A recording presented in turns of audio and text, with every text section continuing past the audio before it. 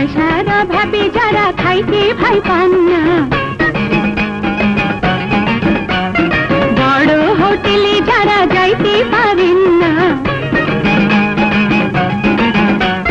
পয়সার অভাবে যারা খাইতে ভাই পান না, বড় হোটেলে যারা যাইতে পারেন না, তারা সবাই আসেন ভাই ইট বিছাইয়া বসেন, তারা সবাই আসেন ভাই ইট বিছাইয়া বসেন।